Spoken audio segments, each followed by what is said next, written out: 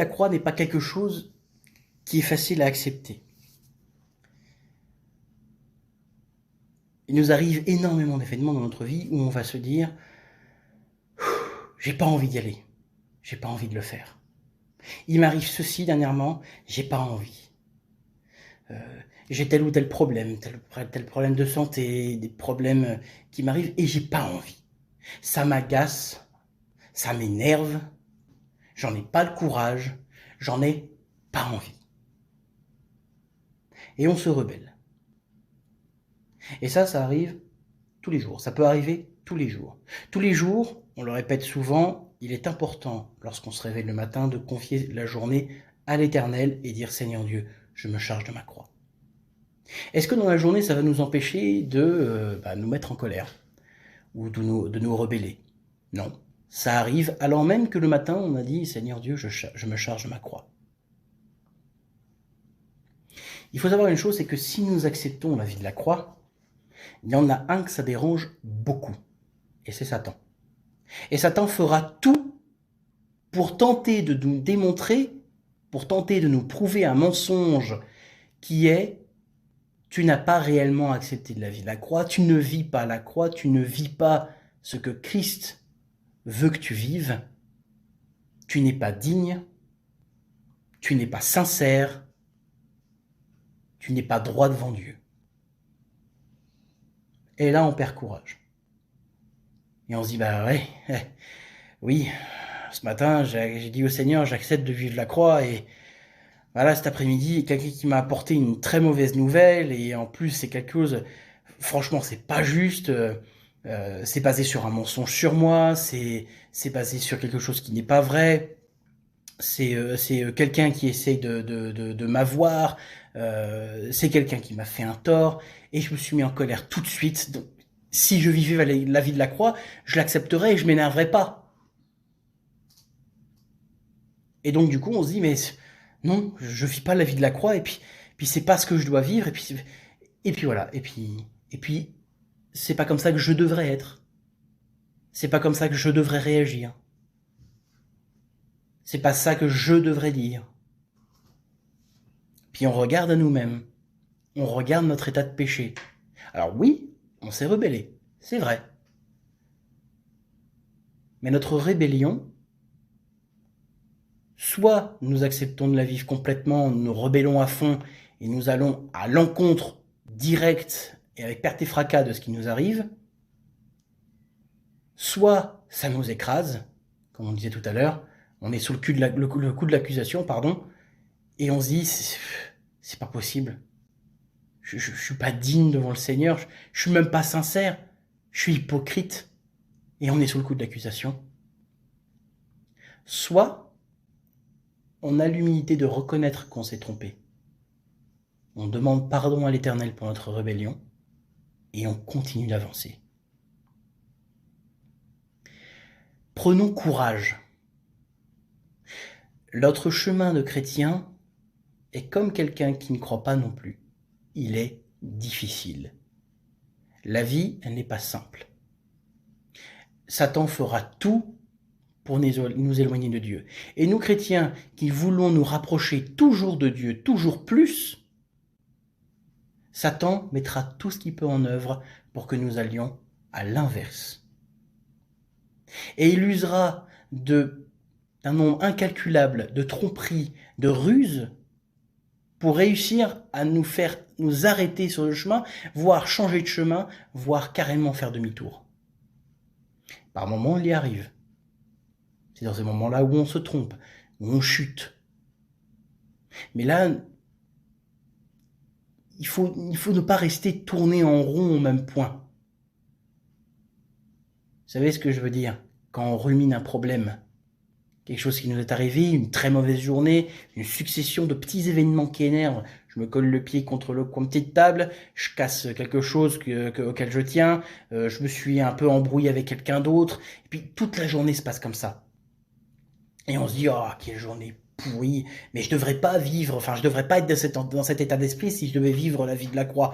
Donc du coup, et on tourne en rond, on tourne en rond, on tourne en rond, on tourne en rond, et parfois c'est un problème plus majeur, et ce problème-là nous obnubile, on ne pense plus qu'à ça, on n'arrive pas à penser autre chose.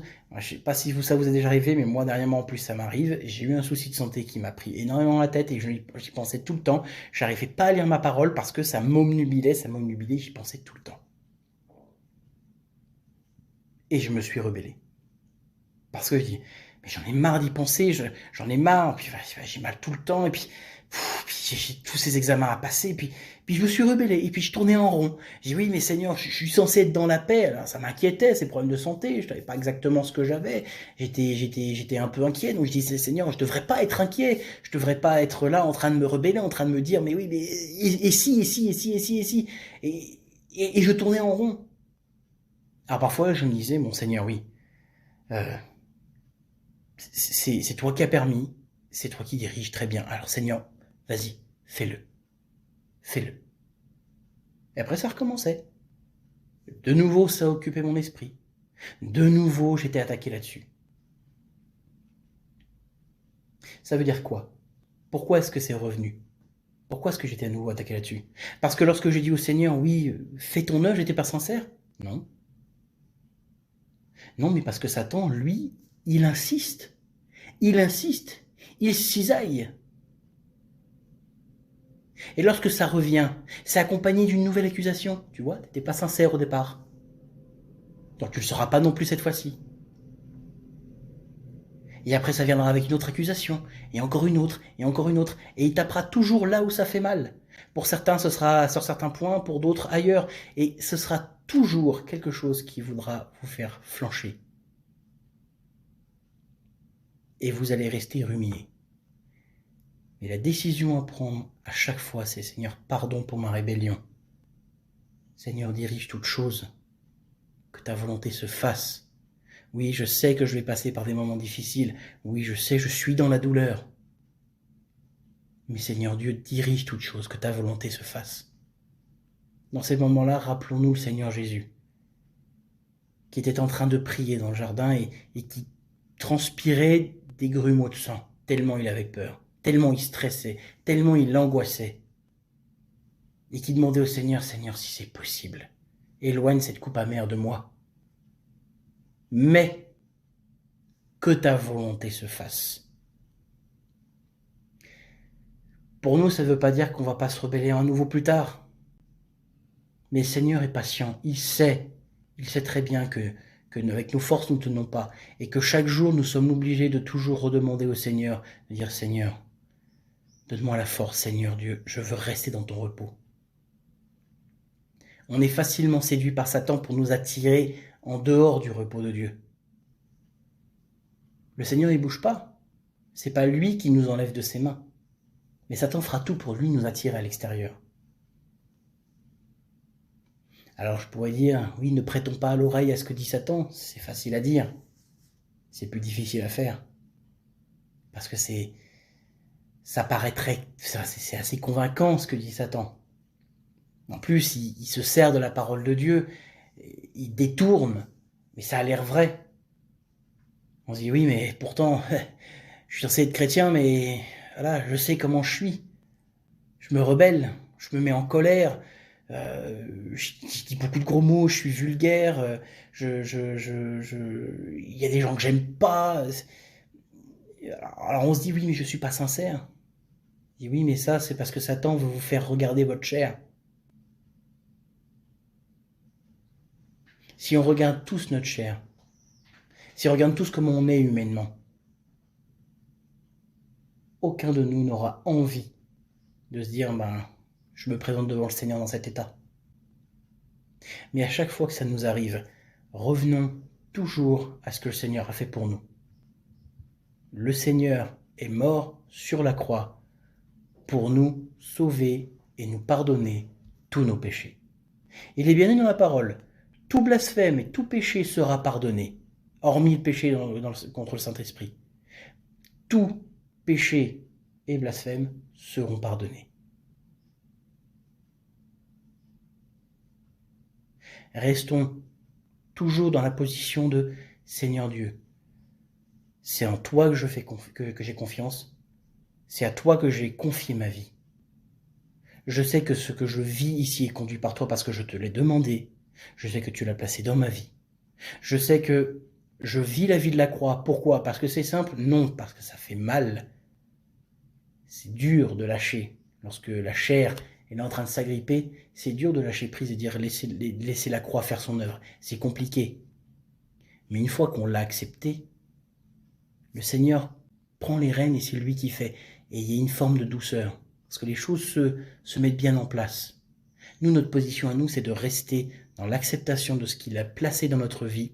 Et lorsque nous montrons les crocs, lorsque nous nous mettons en colère, c'est de demander pardon et dire Seigneur, pardon. Je suis tombé, je reprends ma position. Je reprends la marche avec toi. Ne restons pas ruminés. Alors ça nous arrivera toute notre vie. La vie de la croix va aller jusqu'à un point qui nous est inconnu. On ne sait pas jusqu'à où la croix peut aller dans nos vies. On ne s'en rend pas compte. On sait que dans certains pays, certains sont en prison ou meurent pour Dieu, parce qu'ils se disent qu'ils sont chrétiens, parce qu'ils croient en Dieu, et ils sont exécutés pour ça. Pour nous, c'est un peu plus difficile, on se dit, on vit dans un pays où, normalement, on devrait pouvoir être tranquille, et encore, il y a beaucoup de chrétiens qui sont agressés ou même tués, même en France. Mais c'est difficile à se rendre compte pour nous jusqu'où la croix peut aller. Et on peut aller dans les idées où ça peut aller dans les extrêmes comme ça jusqu'à notre mort, mais pour nous, c'est peut-être pas forcément ce qui est le plus facile à accepter. Moi, personnellement, j'ai pas peur de mourir. Ça ne m'inquiète pas une seule seconde. J'en ai pas peur du tout. Du tout. Par contre, je sais qu'il y a des choses dans ma vie, j'ai pas envie de les abandonner. J'en ai pas envie. C'est difficile pour moi. J'y tiens beaucoup. Mais je me dis que c'est bien possible que oui, le Seigneur se dise, un jour, allez, ça aussi, ça passe par la croix. Et il y a certaines choses, je ne me rends même pas compte. Je ne sais pas jusqu'où ça va aller. Donc lorsqu'on demande au Seigneur, oui, je veux vivre la vie de la croix, ce n'est pas quelque chose d'anodin. C'est pas quelque chose qu'on va faire aller un peu tête en l'air. Rendons-nous bien compte que passer par la croix, c'est la mort de qui nous sommes humainement. C'est la mort de notre chair. Et c'est pas quelque chose de facile. Et la croix va y aller petit à petit, au fur et à mesure.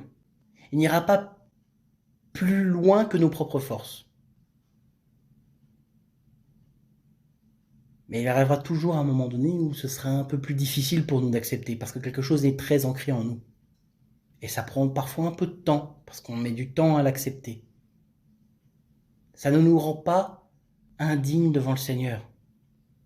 Oui, nous nous rebellons, oui, nous avons stoppé la marche, c'est vrai, et nous devrons nous en repentir. Mais ça ne veut pas dire que le Seigneur veut rompre tout contact avec nous, ne veut plus nous parler, ou que nous ne sommes plus dans la possibilité d'avoir contact avec lui, dans la possibilité d'apprendre de lui, de pouvoir continuer avec lui. C'est à nous d'accepter. Mais il ne faut pas croire tous les mensonges que Satan va placer dans notre vie et dans les états d'esprit dans lesquels il nous met, à nous dire « ça sert à rien, je suis pas bon, je suis pas bien, il y a trop de choses mauvaises en moi, je peux pas intéresser le Seigneur. » Je vais vous donner un scoop. Il n'y a rien qu'on puisse donner au Seigneur qui puisse l'intéresser. Si ce n'est d'accepter d'avoir une relation particulière avec lui. Humainement parlant, nous sommes inutiles. Même spirituellement, nous sommes inutiles devant le Seigneur. Nous ne lui servons à rien. Il n'a pas besoin de nous pour faire sa volonté. Il n'a pas besoin de nous pour être Dieu. Il est amour. Il est Dieu. Il est toute chose. Il n'a pas besoin de nous. Ce que Dieu, c'est une vérité absolue. C'est pas notre présence ou non qui va changer qui est Dieu. Mais il nous aime tellement que lui, il veut nous montrer qui il est. Il veut nous montrer son amour. Nous, on ne sert à rien. Mais lui, il veut une relation particulière avec chacun d'entre nous. Donc ne nous laissons pas voilés les yeux par Satan qui veut essayer de nous faire nous convaincre que nous sommes mauvais, parce que oui, nous sommes mauvais. Oui, humainement, nous sommes mauvais. Mais la vérité, c'est que Dieu, Jésus-Christ, il est mort pour nous. Nous sommes lavés de nos péchés, nous sommes pardonnés, à partir du moment où nous demandons pardon et nous acceptons évidemment son sacrifice. Mais encore plus, lorsque nous vivons la vie de la croix et que nous mourrons sur la croix. C'est Galates 2:20 que nous vivons. Qu'est-ce que c'est Galates 2:20 ? C'est Christ qui vit en moi, ce n'est plus moi qui vis. Et ce n'est pas une figure de style, ce n'est pas une façon de parler. Spirituellement, c'est réellement ce qui est en train d'arriver. Le Seigneur vit réellement en nous. Lorsque nous péchons, nous faisons revivre notre chair, qui, du coup, interdit le Seigneur de vivre en nous. C'est pour ça qu'il est très important de se repentir de nos péchés et de reprendre la marche. Parce qu'à partir du moment où on reprend la marche, la chair retourne sur la croix, elle ordonne de mourir sur la croix, et c'est Christ qui vit en nous. Pleinement, entièrement. Il n'y a pas de demi-mesure. Mais pour ça, nous devons accepter que ça arrive. Et lorsque nous butons, lorsque nous trébuchons, lorsque nous chutons ou nous trompons de chemin, nous devons accepter le fait que nous nous sommes trompés.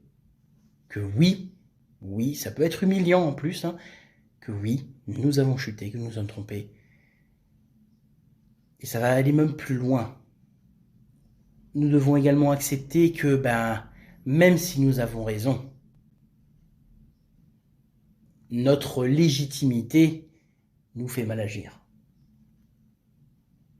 Si quelqu'un faute envers moi, c'est légitime pour moi de lui reprocher ce qu'il m'a fait et de lui tenir des comptes. C'est légitime. Humainement, c'est légitime. C'est tout comme ce serviteur dont le maître avait remis une dette, est allé voir un autre serviteur plus petit que lui, et puis il lui a dit « Non mais rembourse-moi l'argent que tu me dois ». C'est légitime pour lui d'aller réclamer l'argent qu'on lui doit. C'est légitime. Personne ne peut venir lui dire quoi que ce soit. Mais spirituellement, le Seigneur, lui, il a tout donné pour nous. Il nous a pardonné toutes nos fautes. Si quelqu'un faute envers moi et que je réclame ma légitimité, spirituellement, je suis légitime. Et ça, c'est pas facile. Parce que oui, on parle d'acceptation de se tromper quand on pêche, etc. Mais c'est également accepter l'humiliation de « on m'a fait du tort, mais j'accepte qu'on m'ait fait du tort, que la personne soit pardonnée et que la gloire de l'Éternel resplendisse ». Ça, c'est d'autant plus compliqué. Ça, c'est un autre terrain sur lequel Satan attaque beaucoup. C'est sur notre amour-propre. C'est sur le fait que nous ayons raison. C'est sur le fait que, c'est juste pour moi d'obtenir ça. C'est légitime pour moi d'avoir ceci. Je veux que les gens sachent que j'ai raison parce que c'est vrai. Accepter que ce n'est pas le cas. Ça, c'est difficile. Pour moi, je crois que c'est encore plus difficile. Parce que ça vient me dire, choisis l'humilité plutôt que l'orgueil.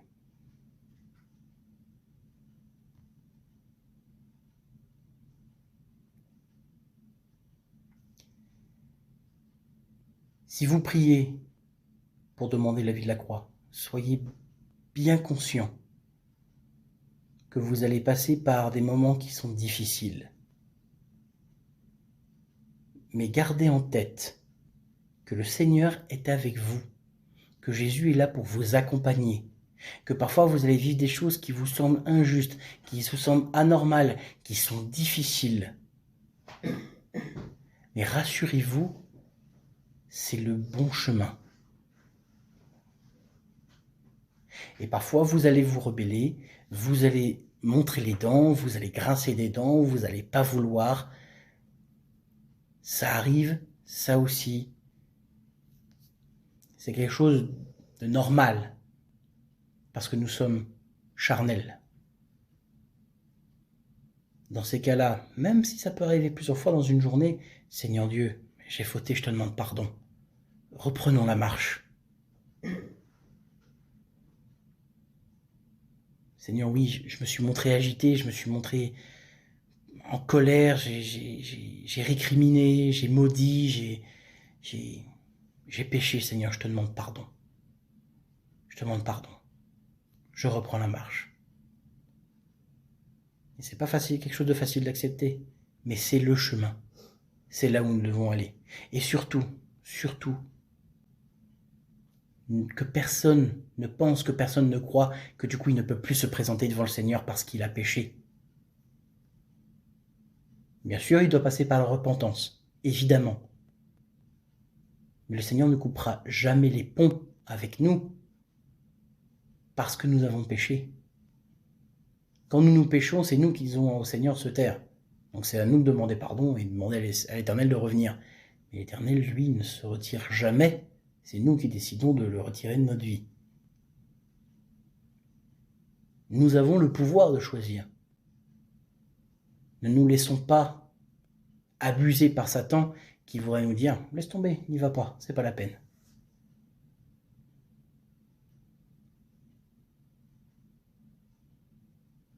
Si je demande au Seigneur d'agir dans ma vie, je dois prêcher, je dois témoigner, quelqu'un doit enseigner, quelqu'un doit prophétiser, quelqu'un doit conduire un culte, quelqu'un doit juste discuter de Christ avec un autre frère ou une autre sœur, ou même avec quelqu'un qui ne croit pas.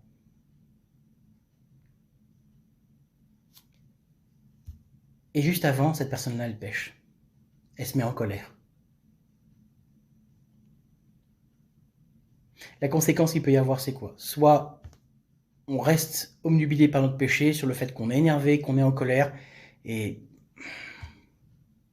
on n'a plus envie d'aller au culte. On perd ses moyens pendant la prêche. On perd confiance sur la prophétie qu'on a reçue et on n'ose pas la porter. Ou alors on la porte, mais mélangée avec des idées humaines.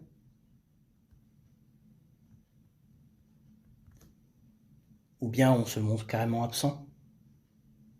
On dit « Oh non, j'ai pas vraiment envie de parler de Dieu, c'est pas le moment. C'est pas le moment. Je suis en colère, c'est pas le moment. Je dois intercéder, ouais, mais je suis pas dans le bon état d'esprit. Je dois lire ma parole, mais j'ai la tête plein de problèmes et je suis pas bien aujourd'hui. C'est pas le moment. » Si on agit tous comme ça, ce sera jamais le moment.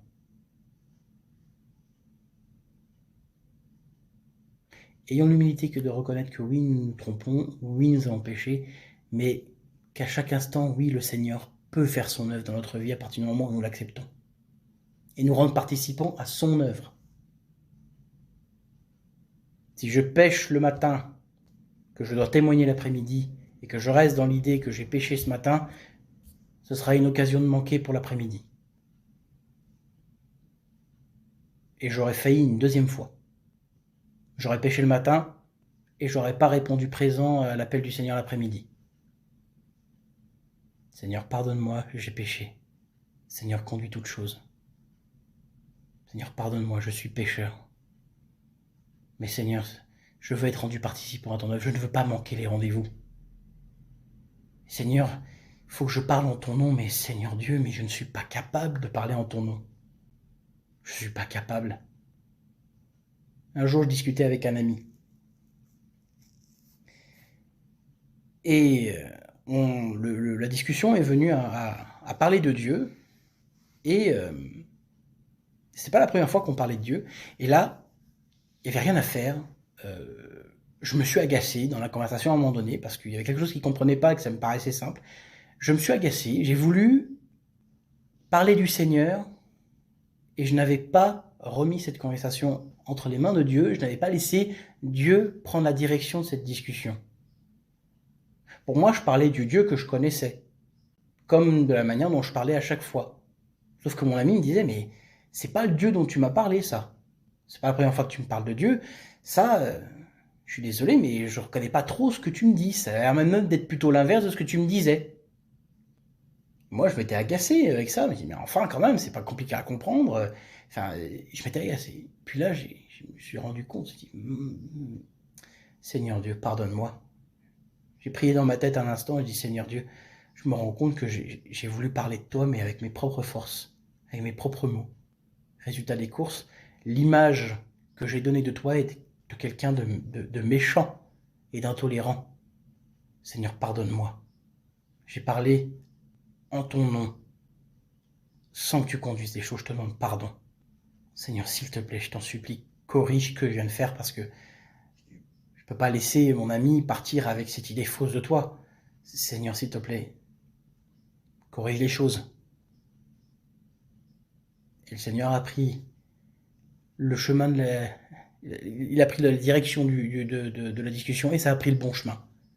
À la fin de la conversation, mon ami m'a dit, ah bah là oui, je reconnais le Dieu dont tu m'as parlé les autres fois. Là, c'est pas pareil. Sur le moment, je me suis dit, mais c'est moi qui parle de Dieu, je suis censé connaître Dieu, je suis censé... enfin voilà, je prêche, je suis censé connaître, savoir de quoi je parle. Et là, le Seigneur m'a repris avec quelqu'un qui ne croit pas. Pour moi, ça m'a donné quelques pistes de réflexion. Déjà, la première, c'est que je ne peux pas parler sans que ce soit le Seigneur qui guide. Je ne peux pas parler tant que ce n'est pas le Seigneur qui inspire. Je ne sais pas parler de Dieu correctement. Alors oui, il y a des choses que je sais, que je peux dire, voilà, sans aucun souci. C'est facile pour moi de dire, mais Jésus est mort pour tes péchés, Jésus est amour, ça c'est facile. Mais expliquer qui est Dieu, qui il est, j'en suis absolument incapable. Personne n'est capable de démontrer qui est Dieu, à part Dieu lui-même. Donc bien comprendre que dans ces cas-là, moi, si jamais je dois parler devant le Seigneur, déjà je prends une responsabilité, parce que je parle de Dieu en son nom, mais bien me rendre compte qu'il faut que moi je sois effacé pour que lui puisse se révéler. Si j'essaie de faire par mes propres forces, je me trompe. Je me trompe. Et la deuxième, c'est pas de croire une seule seconde que je vaux mieux que quelqu'un d'autre. Parce que je parle de Dieu, parce que je suis chrétien, parce que j'ai la foi, parce que je prêche, parce que ceci, parce que cela. Le Seigneur m'a repris avec quelqu'un qui ne croit pas, qui a su me dire, non, là ce que tu dis, ça me paraît pas vrai. C'est pas bon ce que tu me dis là, il y a quelque chose qui va pas. Humainement, si jamais j'ai pas le Seigneur,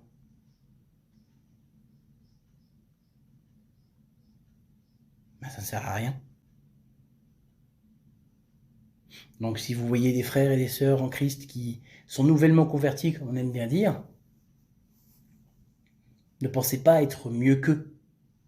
Si vous voyez quelqu'un qui ne croit pas, ne pensez pas être mieux qu'eux.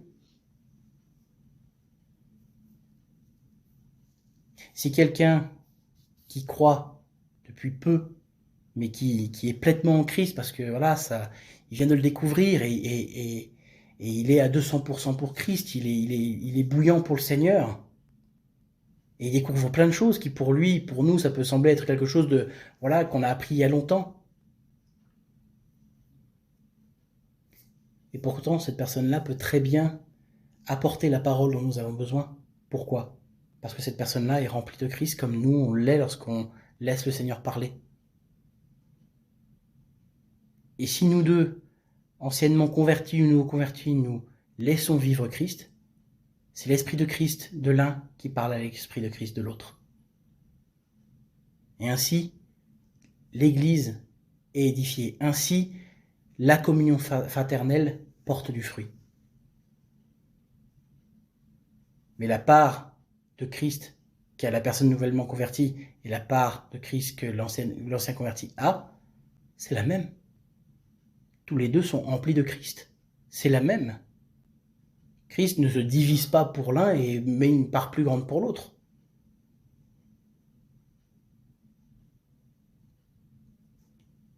Et parfois on peut se dire, mais oui, mais il connaît pas grand-chose de Dieu, lui, il n'est pas converti depuis si longtemps. Parfois il faut se rendre compte que nous aussi on a besoin de revenir parfois à certaines bases qu'on peut oublier à cause de notre orgueil. Parfois on peut se comporter comme le peuple d'Israël, qui une fois après une bataille, plutôt que de redevenir à Gilgal, s'est dit, oh bah il y a un petit groupe là, un petit village, on peut aller directement les vaincre. C'est facile, on est beaucoup plus nombreux, on va y aller. Et ils se sont pris une énorme défaite. Revenons toujours à l'essence même de notre foi qui est la croix. C'est Jésus qui est mort sur la croix. Revenir à Gilgal. Et parfois, un jeune converti, entre guillemets, encore une fois, je trouve ça un peu... Je trouve le terme pas très comment, un petit peu vulgaire, mais voilà. Quelqu'un de nouvellement converti, lui, va justement peut-être apporter cette parole, cette base où nous devons revenir à chaque fois. Et que nous avons tendance à oublier parce que parfois, on regarde un petit peu trop à nos capacités. Sauf que n'oublions pas une chose, ce ne sont pas les nôtres. Lorsque spirituellement on parle, lorsque spirituellement il se passe des choses, c'est pas nous qui agissons. C'est bel et bien Christ. Donc n'oublions pas de rendre gloire à l'Éternel. Reconnaissons que c'est lui qui agit. Reconnaissons que c'est le Seigneur qui fait son œuvre dans nos vies. Et que ce n'est pas nous qui agissons pour le Seigneur parce qu'on n'en est pas capable. Le Seigneur peut nous pardonner. Le Seigneur est patient avec nous. Le Seigneur agit dans nos vies. Le Seigneur établit son œuvre. Et il a déjà payé le prix pour tout ce que nous avons fait. Rendons-lui gloire. Reconnaissons qu'il est notre Dieu. Louons-le et que toute la gloire lui revienne. Amen.